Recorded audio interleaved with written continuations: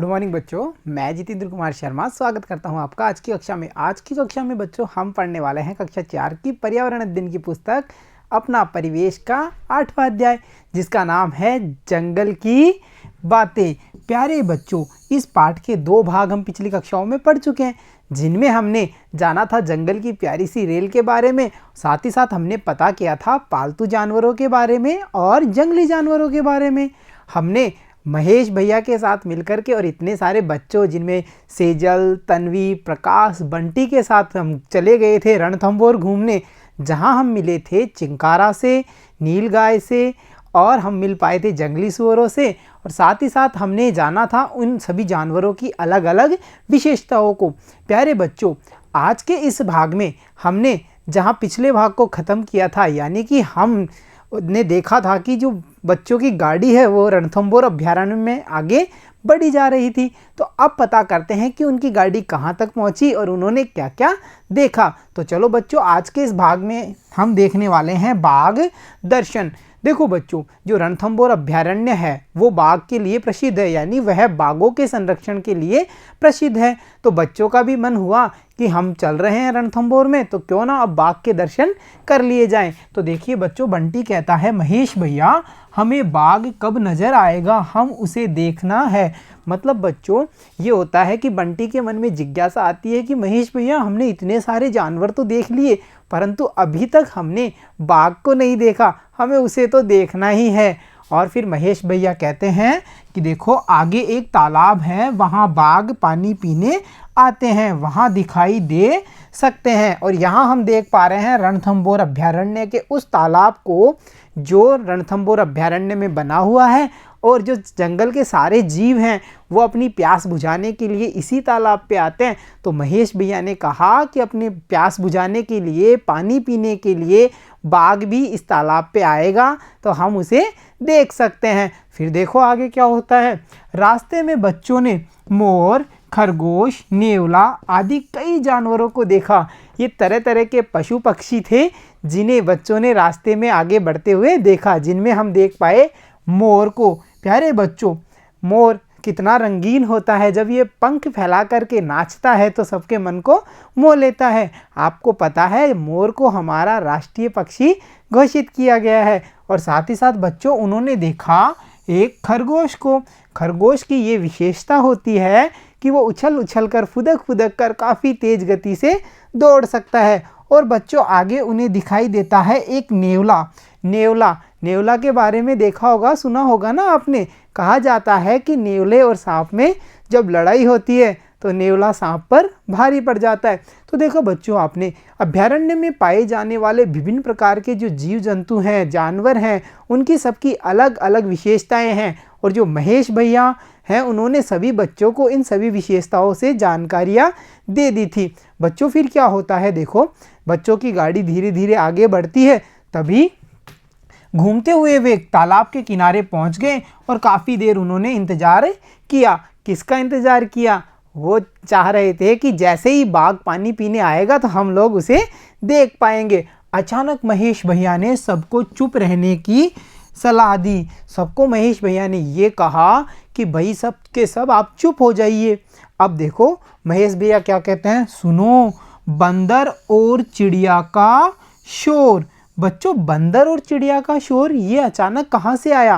पहले पूरा जंगल शांत था, अचानक बंदर चीखने लग गए और चिड़ियाएँ चहचहाने लग गई। ऐसा क्यों हुआ? तो महेश भैया कहते हैं देखो बाघ कहीं आसपास ही है। मतलब बच्चों जब भी बाघ या जो शिकारी जानवर होते हैं वो जंगल में इधर उधर इन अन्य पक्षियों को या अन्य पशुओं को दिखाई देते हैं, तो वो शोर मचा करके उनके आने का संकेत देते हैं। और जब बाघ आसपास ही था तो बंदर और चिड़ियाओं ने भी अपना शोर मचाना शुरू कर दिया। और महेश भैया ने कहा कि सब बच्चे आप सभी चुप हो जाइए, क्योंकि बाघ है वो हमारे आसपास ही है। और फिर क्या था, सभी ध्यान से चारों तरफ देखने लग गए और उनकी निगाहें ढूंढ रही थी कि हमें बाघ कब दिखेगा। सब बिल्कुल चुप हो चुके थे। तभी देखो क्या होता है, थोड़े ही आगे उन्होंने देखा झाड़ियों में से निकलकर एक बाघ आराम से चलता हुआ पानी तक पहुंचा। और हम यहाँ देख पा रहे हैं उस बाघ को जो पानी के तालाब तक पहुंच चुका है और अपनी प्यास बुझा रहा है। यानी बच्चों बाघ के दर्शन बच्चों को हो चुके हैं। मामा जी ने अपने कैमरे से उसके बहुत सारे चित्र लिए। बच्चों जब हम कोई इंटरेस्टिंग या अच्छी चीज़ देखते हैं, ऐसी अद्भुत चीज़ें देखते हैं, तो हम भी उन्हें क्लिक करते हैं ना, उनकी फ़ोटोग्राफ्स निकालते हैं। वैसे ही मामा जी ने भी अपने कैमरे से उस बाघ के काफ़ी सारे चित्र लिए और यहाँ हम देख पा रहे हैं उसी बाघ को पानी पीते हुए। तो बच्चों फिर क्या होता है, बाघ के दर्शन हो गए और बाघ के जाने के बाद में क्यों, जब वो वहाँ था तब तो सबको चुप रहना था, शांत थे ना सभी, शोर नहीं करना था, नहीं तो बाघ गुस्से में भी हो सकता था या फिर वहाँ से चला भी जाता।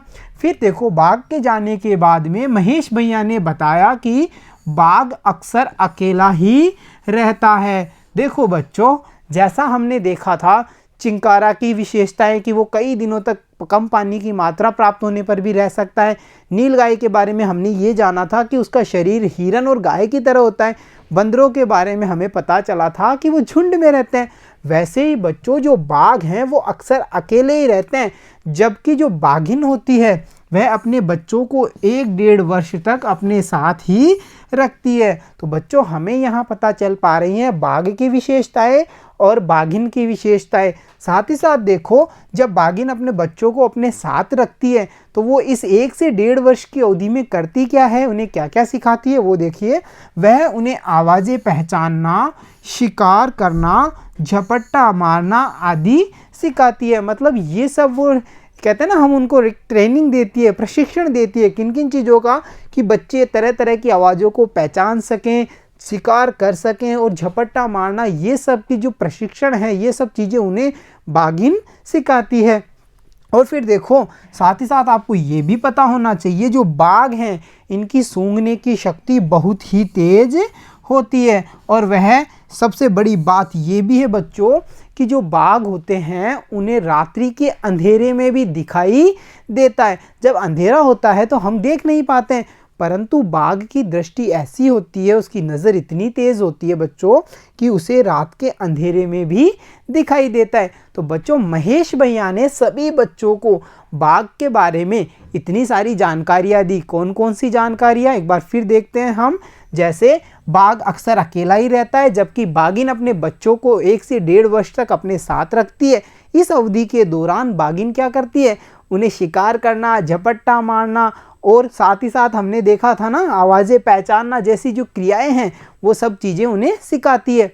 और हमें ये पता चला कि जो बाघ के सूंघने की शक्ति होती है वो भी काफ़ी अधिक होती है। दूर से ही उसे किसी भी वस्तु या किसी भी इंसान तक की खुशबू का पता चल जाता है। और साथ ही साथ हमने ये भी जाना कि जो बाघ हैं वो रात्रि में देख भी सकते हैं, उनकी नज़र ऐसी होती है कि उन्हें रात में भी दिखाई देता है। तो महेश भैया ने सभी बच्चों को इतनी सारी जानकारियाँ बाघ के बारे में दे दी बच्चों। फिर देखो बच्चों जब हमने इतनी सारी जानकारियाँ प्राप्त कर ली तो क्यों ना कुछ आसान से प्रश्नों को सोचा जाए और लिखा जाए। तो देखो बच्चों सोचिए और लिखिए में हमारा जो पहला प्रश्न है वो है, अभ्यारण्य में बैटरी वाली गाड़ी ही क्यों चलाते हैं।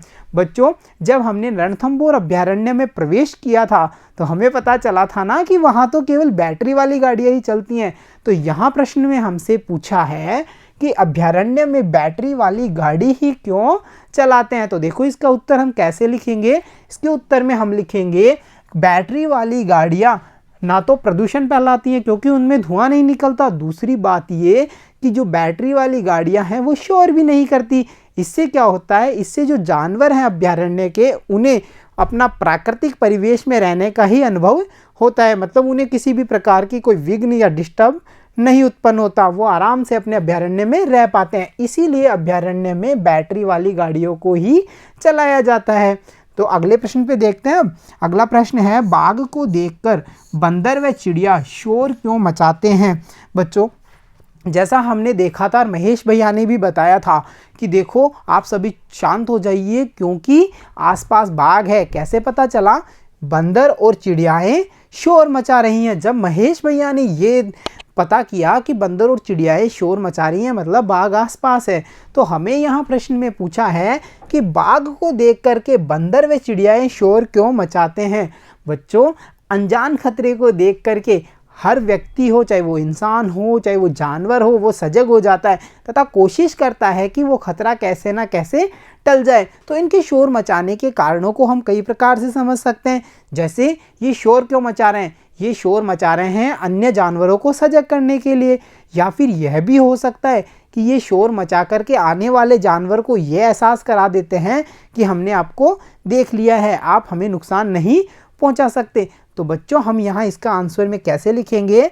बंदर व चिड़िया ये शोर इसलिए मचाती हैं ताकि अन्य जानवरों को आने वाले जानवर यानी कि बाघ की सूचना मिल जाए, इसीलिए बंदर और चिड़िया ये शोर मचाती हैं। तो चलो बच्चों अब बढ़ते हैं हम अगले प्रश्न पे, और अगला प्रश्न है, आपने और किन किन जानवरों को शोर मचाकर संदेश देते देखा है? ऐसे कौन कौन से जानवर हैं बच्चों जिनको आपने शोर मचाकर एक स्थान से दूसरे स्थान पर या अन्य जानवरों को संदेश देते हुए देखा है? तो देखो बच्चों, हमें ये तो पता चला कि चिड़ियाएँ और बंदर शोर मचा करके संदेश देते हैं।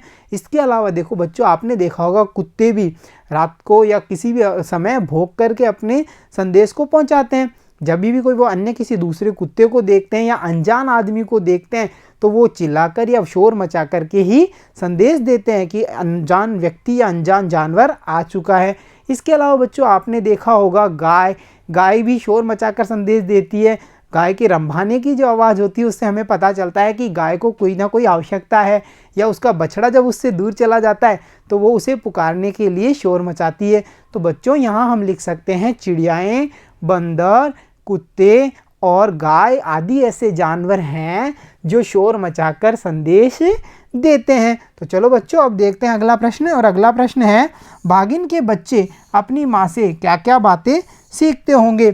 तो बच्चों, जब महेश भैया ने बच्चों को बताया था कि बाघिन अपने बच्चों को 1 से 1.5 वर्ष तक अपने साथ रखती है, तो उस अवधि के दौरान वो उन्हें क्या क्या सिखाती है, वही सारे सीखे हुए लक्षण हमें यहाँ बताने हैं कि बाघिन के द्वारा उसके बच्चों को निम्न कार्य या निम्न प्रक्रियाएं सिखाई जाती हैं। जैसे नंबर 1 पे हम लिखेंगे आवाज़ें पहचानना, नंबर 2 पे हम लिखेंगे शिकार करना, और नंबर 3 पे हम लिखेंगे झपट्टा मारना आदि वो क्रियाएं हैं जो बाघ और बाघिन के बच्चे बाघिन से सीखते हैं। तो देखा कितनी आसानी से हमने इस प्रश्न का आंसर दे दिया। प्यारे बच्चों, अब हम बढ़ते हैं हमारे अगले प्रश्न पे, और अगला प्रश्न है हमारा, आपने किन किन जानवरों के बच्चों को उनकी माँ के साथ देखा है? बच्चों ये प्रश्न आपको पता करना है और आपके अनुभवों के आधार पे इसका उत्तर देना है। मतलब कि आपने किन किन जानवरों को उनके बच्चों के साथ में देखा है। तो देखो बच्चों, आपने जिन भी जानवरों को देखा है उनके नाम आप यहाँ पे लिखेंगे। उदाहरण के लिए मैं बताता हूँ, जैसे मैंने कुत्ते को, गाय को, भैंस को, बकरियों को आदि ये जानवर हैं जिनको उनके बच्चों के साथ में देखा है। आपने भी जिन जिन जानवरों को उनके बच्चों के साथ में देखा है उनके नाम आप यहाँ पे लिखेंगे। तो चलो बच्चों अब देखते हैं हमारा अगला प्रश्न, और अगला प्रश्न है, अगर हम जंगलों को काटकर कम करते जाएंगे तो बाघ, चीते जैसे जानवर कहाँ जाएंगे? देखो बच्चों, आज की सबसे बड़ी विडंबना यही है कि हम प्रकृति को समझ नहीं पाते और हम पर्यावरण को नुकसान पहुंचाते हैं। जहां पर हम देखते हैं कि अंधाधुंध वृक्षों की कटाई हो रही है, मानव अपनी आवश्यकताओं की पूर्ति के लिए अंधाधुंध बिना विचार किए हुई प्राकृतिक संपदा को नुकसान पहुंचाया जा रहा है। चाहे वो जल हो, चाहे वो पेड़ पौधे हों या भूमि हो, इन सभी का संतुलन बनाना बहुत ही आवश्यक है। अगर बच्चों हम इसी प्रकार जंगलों को कम करते जाएंगे काट काट करके, तो एक समय ऐसा आएगा कि जो बाघ, चीते जैसे जानवर हैं उन्हें हम केवल फोटोओं में यानी तस्वीरों में ही देख सकते हैं, उन्हें हम प्रत्यक्ष रूप में देख नहीं पाएंगे। ये प्रजातियां धीरे धीरे विलुप्त हो जाएंगी, क्योंकि बच्चों जो जंगली जानवर होते हैं उनका प्राकृतिक आवास उनका जंगल ही है। अगर जंगल ही नहीं होंगे तो ये जानवर अपना जीवन कैसे गुजारेंगे? इसलिए इस प्रश्न का उत्तर हम लिखेंगे, अगर हम जंगलों को काटकर कम करते जाएंगे तो बाघ, चीते जैसे जानवर धीरे धीरे कम होते जाएंगे और एक समय ऐसा आएगा कि ये इस धरती से विलुप्त हो जाएंगे। तो देखा बच्चों, हमने कितनी आसानी से प्राप्त ज्ञान का उपयोग करते हुए इन सभी अभ्यास प्रश्नों को बड़ी सरलता से हल किया है। तो प्यारे बच्चों, आज के इस भाग में हमने सीखा कि बाघ और बाघिन की क्या क्या विशेषताएं, जहां हमें ये पता चला कि जो मोर है वो हमारा राष्ट्रीय पक्षी है। हमने मुलाकात की उछल उछल कर चलने वाले खरगोश से भी, साथ ही साथ हमने आनंद लिया सांप और नेवले की लड़ाई का भी। तो प्यारे बच्चों, आज के इस भाग में इतना ही। मिलता हूँ आपसे अगली कक्षा में, तब तक के लिए धन्यवाद बच्चों।